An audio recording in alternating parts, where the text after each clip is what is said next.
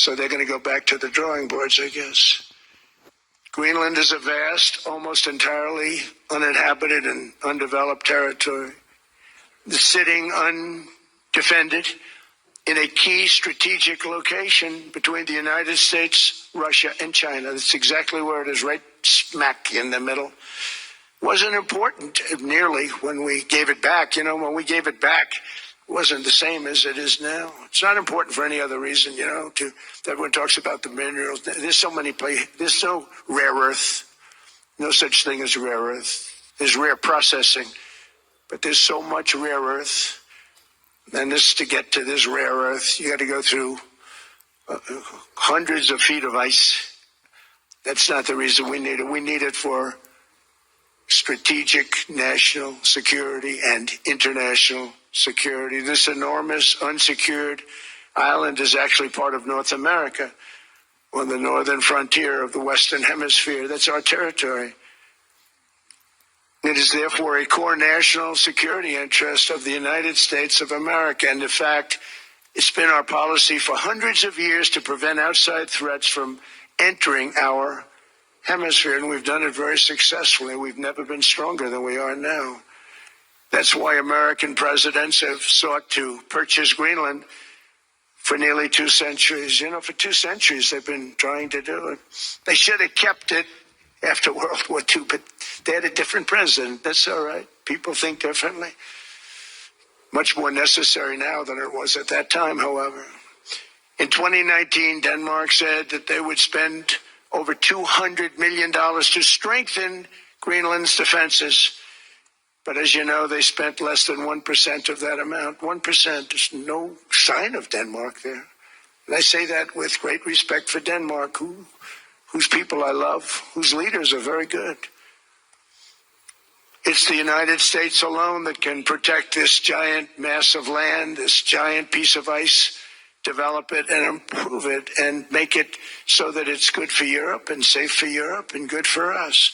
And that's the reason I'm seeking immediate negotiations to once again discuss the acquisition of Greenland by the United States, just as we have acquired many other territories throughout our history, as many of the European nations have. They've acquired. There's nothing wrong with it. Many of them, some went in reverse, actually, if you look. Some had great, vast wealth, great, vast lands all over the world. They went in reverse. They're stuck back where they started. That happens too. But some grow. But this would not be a threat to NATO. This would greatly enhance the security of the entire alliance, the NATO alliance. The United States is treated very unfairly by NATO. I want to tell you that. And when you think about it, nobody can dispute it. We give so much and we get so little in return. And I've been a critic of NATO for many years. And yet I've done more to help NATO than any other president by far, than any other person. You wouldn't have NATO if I didn't get involved in my first term. The war with Ukraine is an example.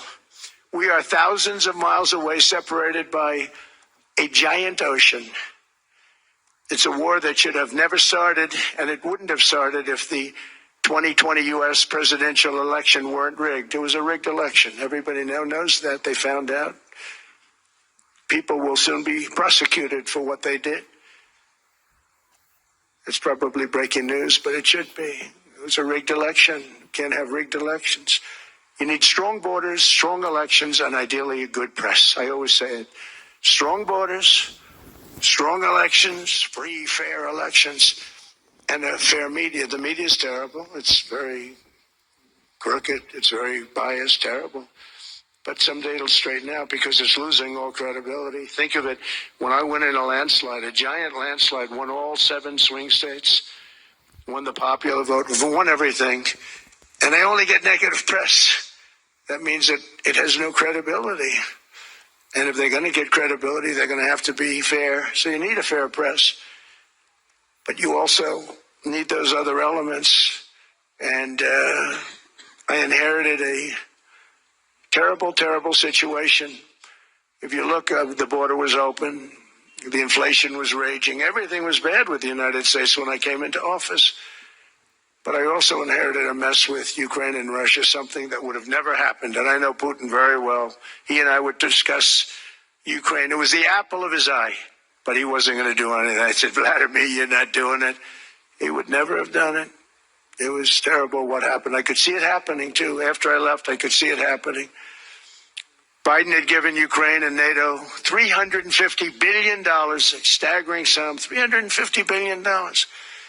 I came in, and just like the southern border, just like inflation, just like our economy, I said, wow, this place is in trouble, meaning our country. All of these things were out of control.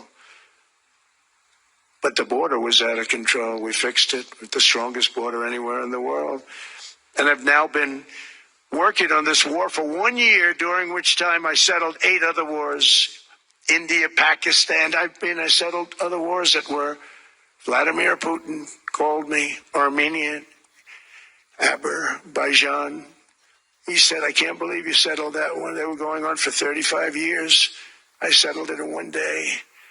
And President Putin called me.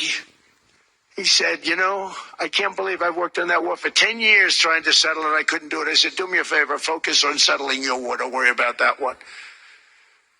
What does the United States get out of all of this work, all of this money, other than death, destruction, and massive amounts of cash going to people who don't appreciate what we do? They don't appreciate what we do. I'm talking about NATO, I'm talking about Europe. And they won't give it. We've never asked for anything else, and we could have kept that piece of land, and we didn't. So they have a choice. You can say yes, and we will be very appreciative, or you can say no, and we will remember. A strong and secure America means a strong NATO. And that's one reason why I'm working every day to ensure our military is very powerful, our borders are very strong, and above all, our economy is strong, because national security requires economic security and economic prosperity, and we have the greatest that we've ever had. Biden and his allies destroyed our economy and gave us perhaps the worst inflation in American history. They say 48 years, I say forever, but I think 48 years is the equivalent to forever. Whether it's 48 years or ever, it's terrible, costing the typical family $33,000. What they did to this country should never, ever be forgotten. It's early, but he has to be rated as the worst president we've ever had by far. The auto pen did much of the damage.